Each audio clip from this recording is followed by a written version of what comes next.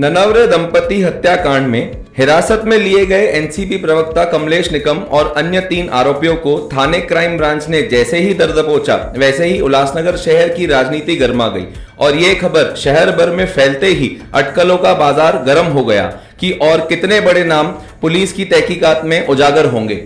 कमलेश निकम की गिरफ्तारी होने के बाद हमारे चैनल पर अनिल कांजानी नामक व्यक्ति का फोन आता है इंटरव्यू के लिए। आपको बता दें, अनिल कांजानी वही व्यक्ति है जिसने 2018 में अपने किडनैप होने की एफआईआर दर्ज करवाई थी, जिसमें 9 नामों में से एक नाम कमलेश निकम का भी था।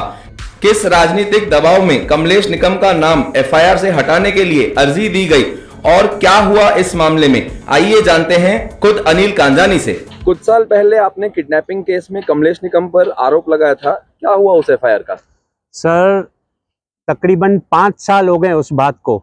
इन 5 सालों में सरकार कंप्लीटली सोई हुई थी, पुलिस कंप्लीटली सोई हुई थी। 9 लोगों के ऊपर एफआईआर हुई थी, जिसमें से 7 से ज़्यादा लोग अरेस्ट हुए थे। कमलेश निकम और ओमी कालानी को जानबूझ के छोड़ा गया। कमलेश निकम की, आपको अगर उस बात का याद हो तो मैं आज क्लियर बता देता हूं। कमलेश निकम और गुड्डू राय का क्लियर कन्वर्सेशन था मोबाइल रिकॉर्डिंग में कि गुड्डू राय उसको बोलता है कि भाई इसको हमने उठाया है, इसको हम एयरपोर्ट से उठा के आए हैं और इसको मार रहे हैं। तो कमलेश निकम बोलता है नहीं भाई, इसको मारना नहीं, बंगले पे लेके जाओ।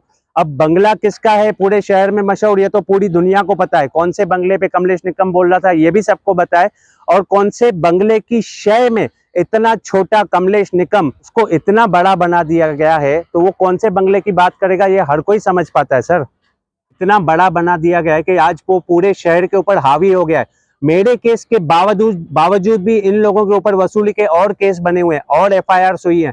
उसी टाइम में पुलिस से गुहार लगा रहा था, हाथ जोड़ के विनती कर रहा था कि इनको आप अंदर डालो ताकि और किस्से ना बढ़े और ये क्राइम ना करें। लेकिन ना तो पुलिस ने हमारी सुनी, ना सरकार ने हमारी सुनी। और इन लोगों को खुली शहर देने के बाद आज देखिए ये कैसे दहशत मचा रहे हैं पूरे शहर में। हाल ही में हुए नंदू ननवरे दंपति आत्महत्या कांड में कमलेश निकम को आरोपी बनाया गया, इस पर आपका क्या कहना है?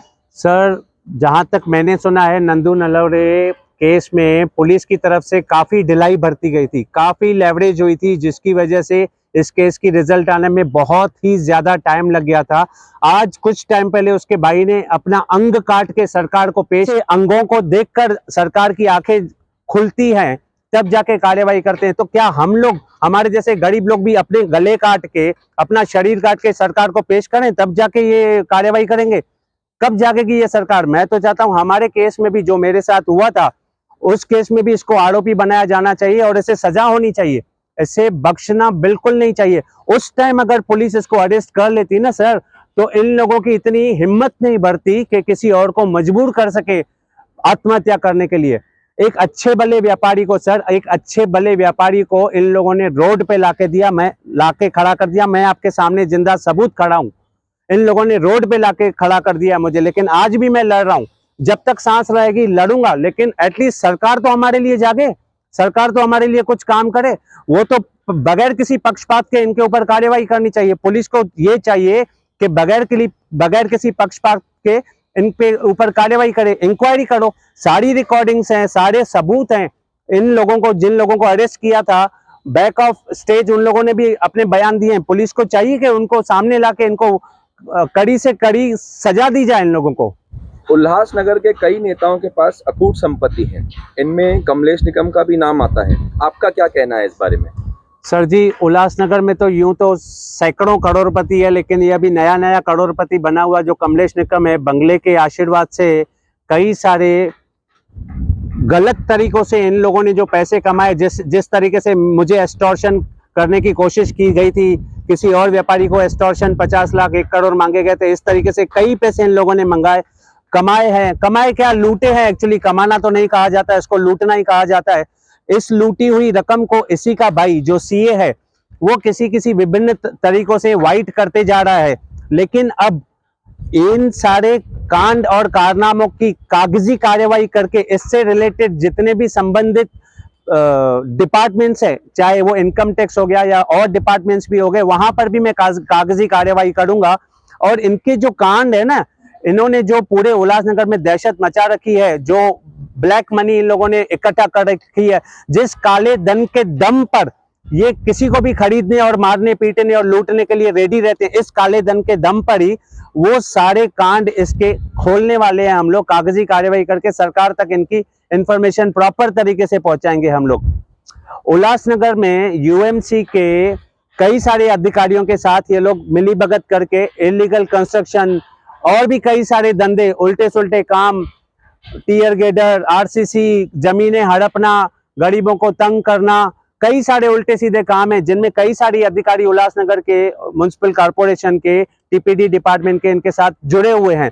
उन सबका कच्चा चिट्ठा जैसे ही मुझे मिल जाएगा वैसे ही मैं प्रेस के सामने और संबंधित डिपार्टमेंट के सामने पेश कर दूंगा। डिपार्टमेंट और सरकार से आप क्या निवेदन करना चाहेंगे?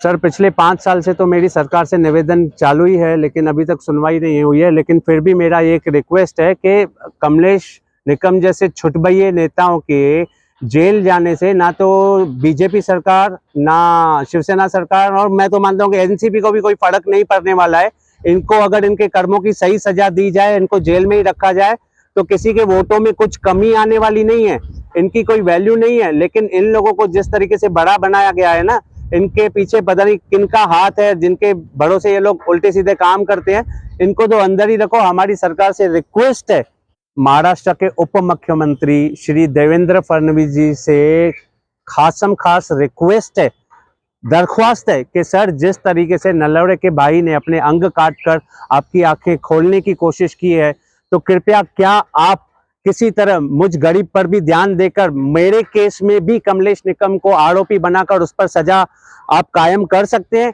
क्या कुछ ऐसा हो सकता है कि मुझे अपने अंग न काटने पड़े और आप मेरी दरख्वास्त सुने? तो दोस्तों, सुना आपने अनिल कांजानी का पुलिस डिपार्टमेंट और महाराष्ट्र के उप मुख्यमंत्री देवेंद्र फडणवीस से किया गया निवेदन। अब आगे देखना यह होगा कि अनिल कांजानी की 5 साल पुरानी एफआईआर पर कोई कार्रवाई होती है या फिर पुलिस और उप मुख्यमंत्री इंतजार करते हैं एक और अनहोनी का।